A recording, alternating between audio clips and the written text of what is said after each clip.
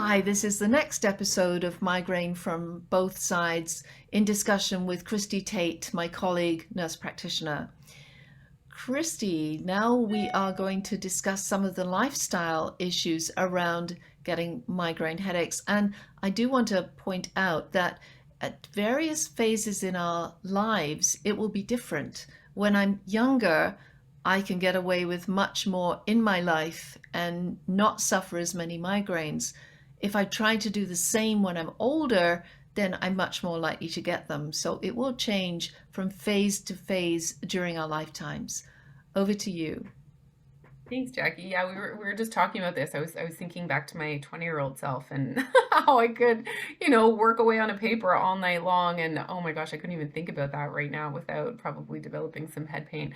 Lifestyle factors are really interesting, and it's a lot to cover. We'll probably come back to these several times, but we always talk about them to our patients as healthcare providers. And I think migraine sufferers are aware to some degree of how lifestyle impacts them. If they've had a bad night's sleep, if they're busy and they've missed meals at work, so they're very important. But just before this, we were talking a little bit about approaching these things with patients, and I'm very, very careful because I see almost exclusively migraine, mostly chronic migraine patients. And if I start to say, well, you should think about drinking more water and you should probably be a little less stressed, then it really invalidates their experience to some degree, because I think it also sort of puts a blame on them. There's this sense that the migraine attacks are their fault, and it's not. So I know in your practice, Jackie, you did a lot of sort of narrative histories as well as myself. So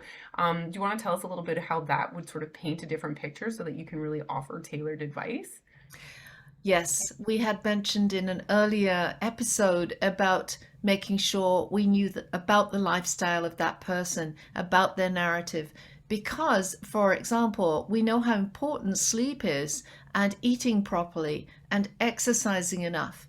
But if we are counseling somebody about those lifestyle issues, it's totally inappropriate to say you should get more sleep if that person is looking after the palliative care of a loved one or is raising a child that is very young and often disturbs them at night, or and this happened to us recently, or looking after a puppy where I didn't realize that there would be a lot of night work involved as we took our new dog on. I hadn't had a dog before, and in my retirement years, we have a beautiful Labrador, but for that first 2 months, he needed to go out at night. And when I took over so that my husband could get some sleep, it would take maybe 2 nights of me getting up with our dog before I would be into migraine territory heavily.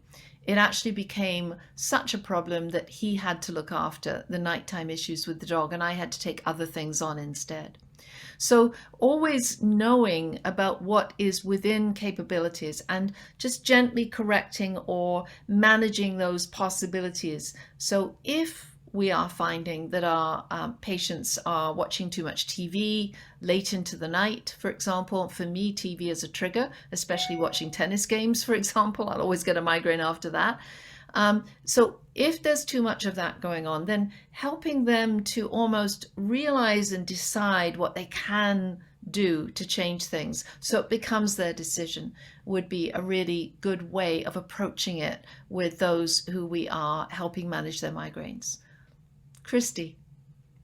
Yeah, I totally agree. So, oftentimes people are pretty good at identifying the areas that they might be able to sort of make some of those improvements. And, the kind of basic tenets that we cover when we're talking about lifestyle and behavior factors, sleep is probably one of the things that many of us struggle to do well, but is a huge and common trigger for migraine. So, working through some sleep hygiene strategies we talk about to really optimize the quality of sleep and rest somebody's getting.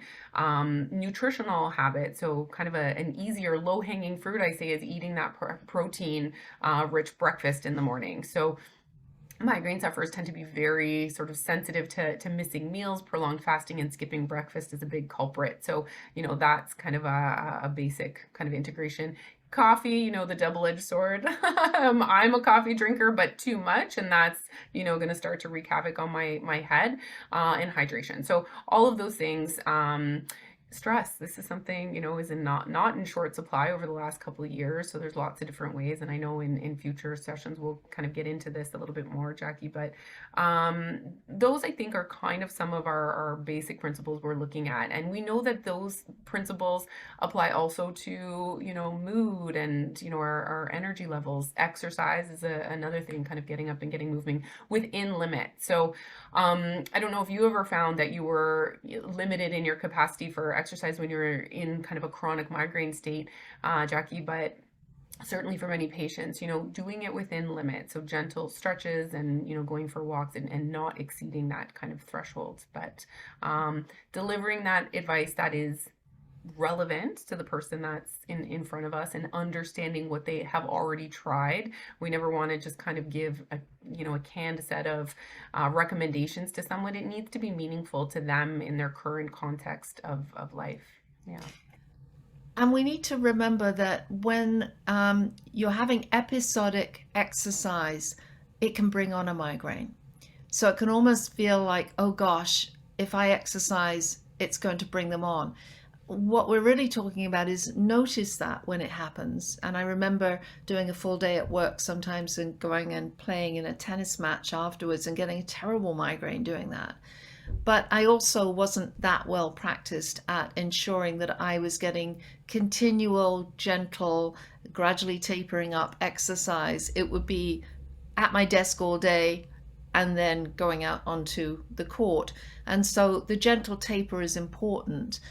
It is very beneficial for migraine sufferers to have an eye on the amount of exercise they take and making sure they do take exercise. That seems to reduce migraine frequency and also improve one's resilience, which is also helpful because resilience does help to keep migraines at a lower frequency. For all sorts of reasons, kind of common sense really, that the more resilient we are, the less likely we are to be triggered into a migraine. So those are some of the issues. For me, sleep has been very important but hard to get over my lifetime. Exercise, we've mentioned, and the nutritious breakfasts in the morning were very important for me. Not too much screen time. We've done tons of screen time in the last couple of years because we've kind of had to. And I notice sometimes as a migraine might build that I'm not stepping away from the screen as much as I need to, and I should probably set an alarm to do that. But then that might set the migraine off as well, so set something. And also, if I do step away from the screen and the migraine is really coming on, for me, sometimes going and cooking, because I like to cook, allows me that time to bring the migraine down. And I can be quite surprised at times when the migraine has been flushed away just by the activity of cooking, something I like to do, rather than going and taking an anti-inflammatory straight away, which I want to limit. Christie, what for you helps?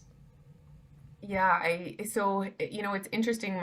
I think myself, along with a lot of people that I saw as patients during COVID, struggled with a shift to more screen time and a lot of sort of postural contributors to migraine. So I stopped being as kind of dynamic in my movements when I was in the clinic all the time. And for any virtual work I'm doing, I have a bit of a makeshift setup at home, but I would also be leaning forward. I wasn't moving around a lot and I would get a lot of neck pain. So I was kind of triggered into more frequent attacks with that. So recognizing the importance of changing positions and that reduced postural strain. So that's a big trigger for me. Making sure that I'm drinking regularly and for sure missed meals is a big issue for me. I still have little kids at home, so I have sort of the perfect storm of things that I don't always have control over, sleep being the biggest issue. So I have to be very careful then. We talk about sort of stacking up all of these triggers and the inputs for migraine. So that's always going to be a pressing thing, poor sleep. So if I am not careful not to add any fuel onto that fire, then I'm certainly going to get a migraine. They also say that for migraine sufferers, we have to be more into a routine as prevention than for many other people. So when our routines are disrupted, we may have to expect that there can be a migraine that will result. So if I go and see my children and grandchildren, and then my routine will definitely change. I am more likely to get a migraine at day 2 or day 3 of being there. And my children sort of told me at one point that that kind of makes them feel responsible for the migraine. And what I've had to say to them is don't feel responsible. It's my migraine to manage. It's my knowledge of a change in routine to manage. It's nothing negative about you guys. It's just a change in routine. But I'm aware of it, and the week before, I'm sort of building my capacity that the triptan I use, the anti-inflammatory I use, will be available to me because I haven't used it too much, and it's likely to be effective, and I can just carry on with my day, and I don't even tell anybody that I've taken it. So those kinds of things are important, and also not packing our lives with too many commitments that we've said yes to. So having more boundaries. And as I got older, that meant looking at the number of things I agreed to do, such as speaking engagements, educational presentations, that kind of thing. I really had to be aware of not packing my months with too many things that would be calculated to bring on migraines. Yeah. The self-care piece is important, right? And it's hard to sort of set limits. And I think as migraine sufferers, developing kind of this complicated relationship with migraine as part of who we are, but not, exclusively who we are. So how we navigate that and not let it sort of take over our function in life. So yeah, that was a great conversation. I always saw it as a collaboration with my migraines. I wasn't fighting them. I was accepting they were a part of my life, and I was adapting and working with them as opposed to uh, wishing violently that they didn't afflict me and I could do whatever I wanted to do. In some ways, I think migraines at least slow us down a little bit or make us reflect on what's good for the rest of our body as well. And so maybe they're just a warning, a message that we have to live our lives, um, I think, more with more compassion for our bodies. Okay, we'll leave it there. Thanks for watching.